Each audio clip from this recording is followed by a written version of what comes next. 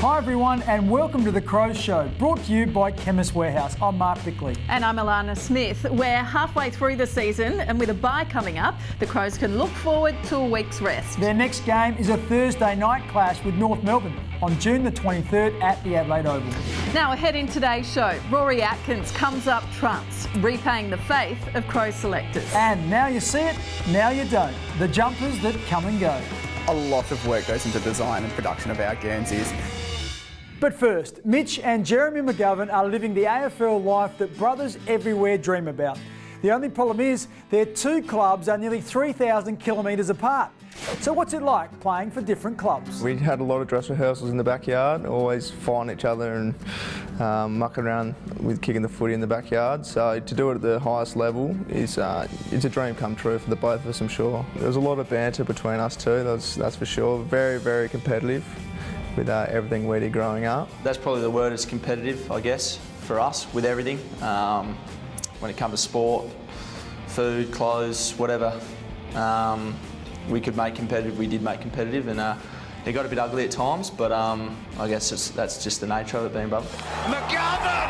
Oh, just launched himself, and it hung in his hands. His brother's got strong hands, so has he. Growing up, it was always Fremantle for the whole family, so for Jez at West Coast now, I guess they've sort of drifted across. So I like to think they don't have favourites, but I think Adelaide, in their heart, deep down, is who they go for.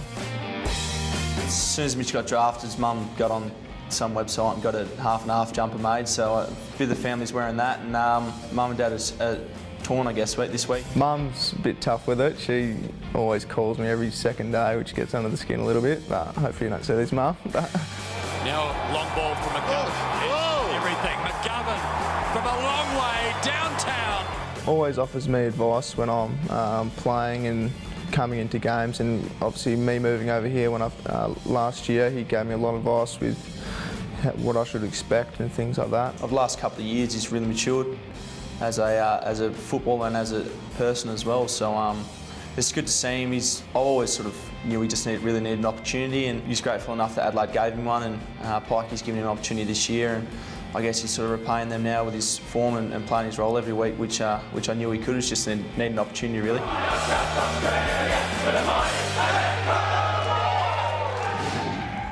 Back in the 2012 draft, the Crows' last roll of the dice turned up Rory Atkins.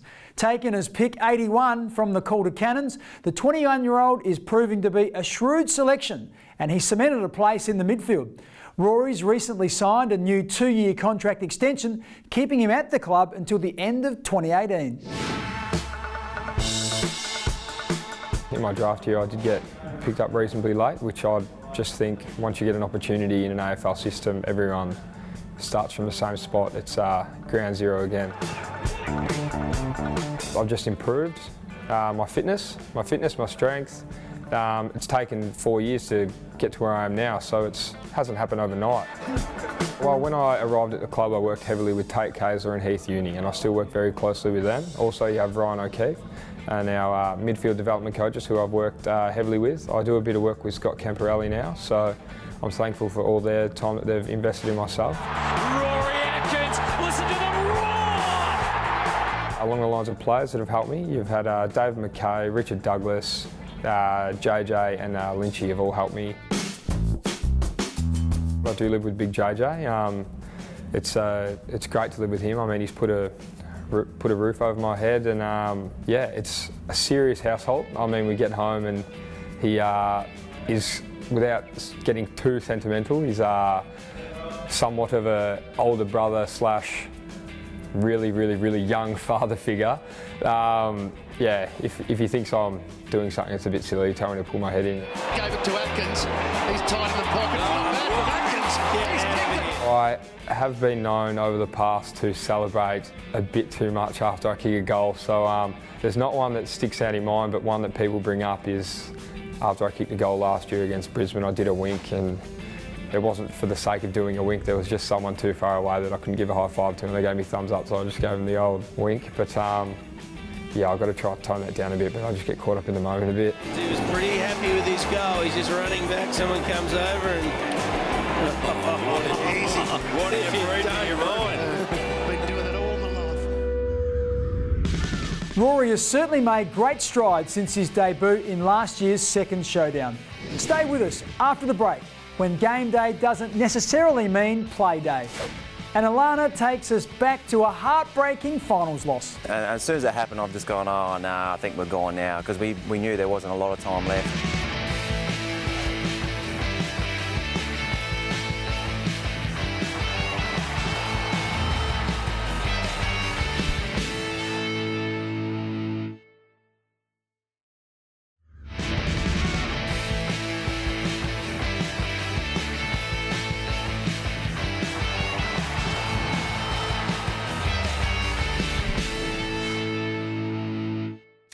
Welcome back. With 46 players on the Crows list, not everyone can play in the same team. So, what are the expectations for those who miss out on game day? We took our cameras into the players' area, where we found out that the learning doesn't stop. So right now we should be leaving whoever 23 is. What we tend to do is watch our specific area with them, what's working, look at structures, anything they think could work differently, what they're seeing, looking at a certain player and what role they're playing, which might be the role that they are aspiring to in the future. And now Miller is out. Atkins. Charles and JJ need to get up. He might want to go all the way himself. He goes to Jenkins with a lace out, put a ribbon on it, pass. So while the AFL is playing, we'll sit in here and we'll identify specific players that play the similar positions that we play. And what we'll do is we'll take notes and we'll track them in the game, and then obviously we'll have a review after this. If I've got any areas or grey areas which I would say I'd go up here, or what do I do here, then I've got a coach right there that can specifically say, in this instance, you should do this, or I could do this, and then you can just bounce ideas off of each other. Are we too flat right there at the moment? It is really good for them from a development point of view. We think the off-field development is the area where you can continually improve, and little opportunities like this where we can watch our team play live from behind the goals. You can see everything is a great experience for these younger kids. For myself, I'm looking at that high half forward role, so I'm looking at Charlie, Eddie, Mitch McGovern at times, and then obviously the resting mids that are down through there as well. So there's a few players that you sort of watch and take little bits and pieces of their game to understand how to play that role at the next level. The biggest area of growth for us is actually off field, and this is one of the big areas that we get a lot of gains in terms of our football. So you definitely walk away going or feeling that you do have a greater understanding of the role that's required when you come up to the next level. Hopefully, yeah, they can transfer what they see here at an AFL level into the SANFL side, and you know, they watch vision. They'll go back and they'll cut some vision for the players that they're watching, sit down and go through them and see what they were thinking at this stage. In 2005, the Crows missed out on the grand final after a 26-point loss to West Coast in their preliminary final. 12 months later, Adelaide looked for revenge when the two teams clashed in another prelim, and they led for much of the game. But the Eagles came flying home. High towards the top of the goal square. A spectacular leap, and he takes the mark. Chance for well, she lost. Darren Glass can wheel onto the right boot, snap around the body and kick Adelaide second. Home final, obviously, and just couldn't quite get the job done. Had a pretty good start, looking pretty good at half time, but then just got overrun in the second half. Bode, he's still lurking, he's still going. He is still going, Matthew Bode. Oh, that is an inspirational act. Kerr, Cousins and Judd, they're three of the midfielders we were up against, so super players, obviously going to be superstars of the game forever, and holding our own, but just, as I said, just overrun in that last quarter, just couldn't stop them. Butler out wide after the Judd work, look at Cousins. Around the wing he goes, using his left this time, put his body through the kick, straight onto the chest of Hunter. Anytime you make a prelim final, it's disappointing if you don't get that last game. Jones, Kerr, comes unstuck, McLeod, into automatic pilots. West Coast midfield in the end just overran us, and we couldn't stop them in the end, which is disappointing. They've got three players, I mean, obviously they're guns. Cousins, Kerr and Judd, who can all break tackles. Will it be Chris Judd? One more will finish them off. Good luck. It just might be. It just might be Chris Judd. No, he passes it instead. Nathan Bock, could he be the hero? He's kicked it! Unbelievable stuff from Nathan Bock. The back line. Who's going to get it out of the middle? What a clearance this will be. Which way? Oh, it's a West Coast free. It's a West Coast free kick. It's one of those ones where they can call it, they can't call it, and they did. And as soon as it happened, I've just gone, oh no, I think we're gone now, because we knew there wasn't a lot of time left. It's all over now. An all-time classic at Amy Stadium. It's great to play in those games. You know, they're probably some of the most memorable games for me, the prelim finals, because you know if you win that one, you're into the big one and you've got a chance. But we didn't get there.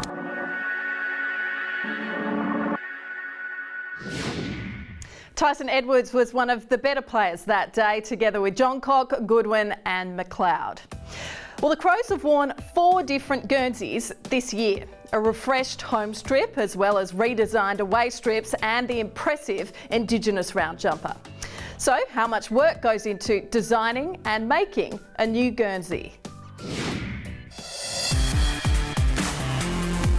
A lot of work goes into design and production of our Guernseys. From our initial design concepts, we get graphics created up. They get sent through to BLK, and it takes us probably 2 to 4 months before we even see the product on the shelves for people to buy.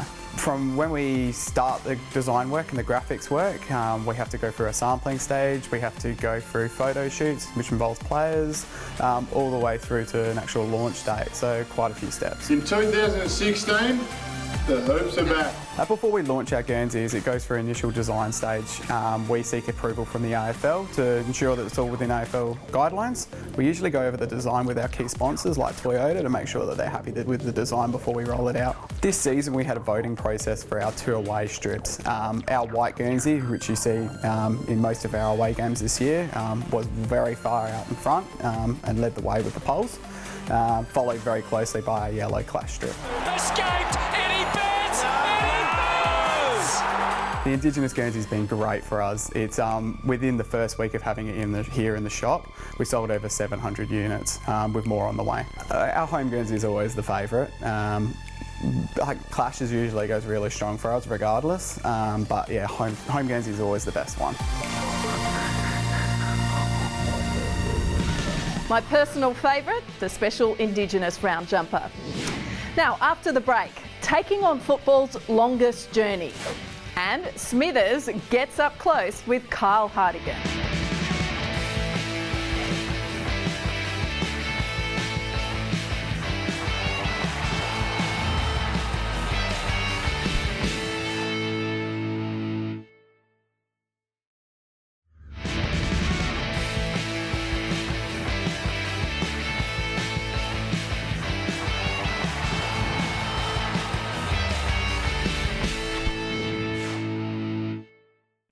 Kyle Hartigan has worked hard to find a regular place in the Crows' backline.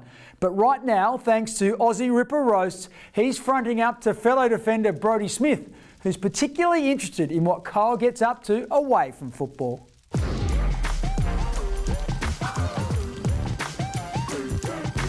Kyle Hartigan, thanks for joining us on the Ripper Roast. No worries, Brodie. Now, you've had a really good start to the year after missing round 1. What have you put your improvement down to? I think just new game plan. I think I'm starting to adapt to it. Proactive defence that Pods and Pikey brought in, so it took me a bit of time to adapt, but I think I'm getting the hang of it a bit now. Yeah, and speaking of Pods, he's brought a bit of a new game plan to the defence now. We've got a good group back there.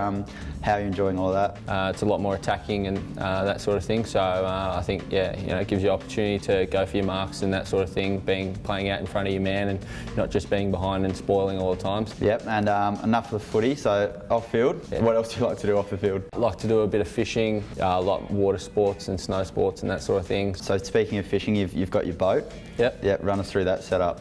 Yeah, it's a pretty good little setup, just a little tinny. Just a little tinny. Yeah, it rides the waves really nice, so yeah, it's unbreakable. Unbreakable tinny, all right, and we used it to our advantage to try and get the boys up a little bit at recovery the other week. Yeah, so we just drove it to Henley Beach, and yeah, I won't share what you wanted to do, but I think it would have made the people on the beach a bit scared if you rocked in your Speedos, but I forgot the bung plugs at home, so had to use a wine cork.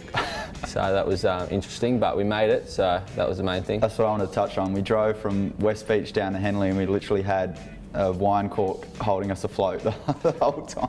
Yeah, I told you it's unbreakable, And your membership at Copenhagen? Well, considering you're always with me, then no comment. Yeah, well, you didn't get those tree trunk legs from nowhere, mate. That's a bit of ice cream and a few cronuts in there. All right, thanks for joining us, Kyle. All right, thanks for having me, Brody. This week, the boys took on their longest away trip, and it's a journey that begins well before they leave. In Under the Coach's Roof, brought to you by Revolution Roofing, we explore why the Perth trip requires different preparation and recovery.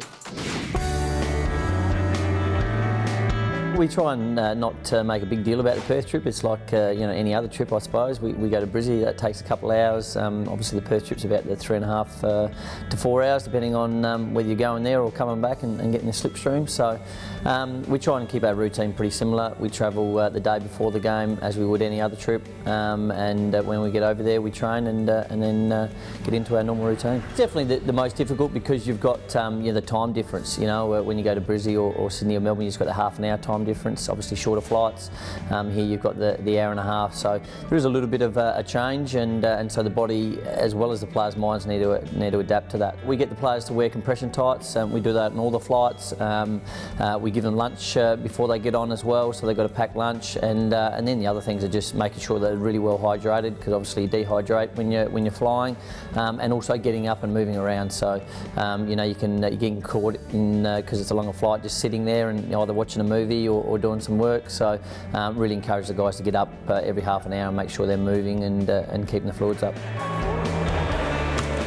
Pretty difficult to measure. I mean, they talk about circadian rhythm and other facets of the physiology when you're travelling.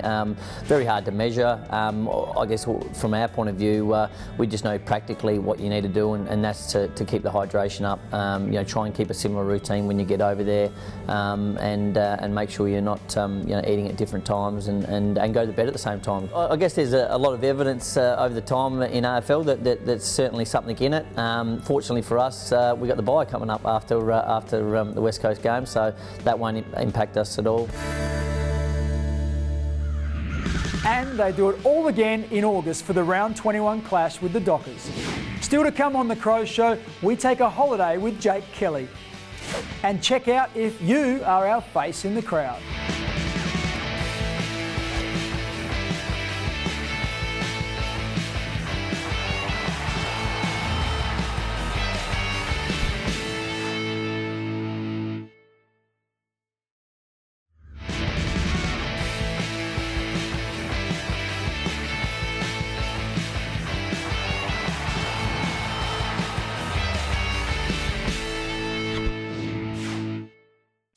With players ready to take a few days off, some of them will no doubt think about where they'll go for a holiday at season's end. Thanks to our friends at Flight Centre, Jake Kelly shares with us his favourite place to get away. My favourite holiday destination would definitely be Laos. The people and the food are amazing, and yeah, it's great culture. Lots of market food, so you sort of go to the markets and there's all these food stalls like lots of rice, sticky rice. They're really big on minced meat and stuff like that, but it's really interesting food and the people are lovely, so it's a great place to visit. The next place I'd like to go would be South Africa. A lot of the boys have been there on safaris and stuff, and apparently it's amazing, so I really am keen to go there for my next holiday. Now let's look out for our Crows face in the crowd. If this is you, make sure you contact the club before 5 p.m. next Wednesday. Be ready with some photo ID and you'll receive a merchandise pack courtesy of Chemist Warehouse. That wraps up today's show, brought to you by Chemist Warehouse. We'll be back again next Sunday at 11:30 on 7. Bye for now. Catch you then.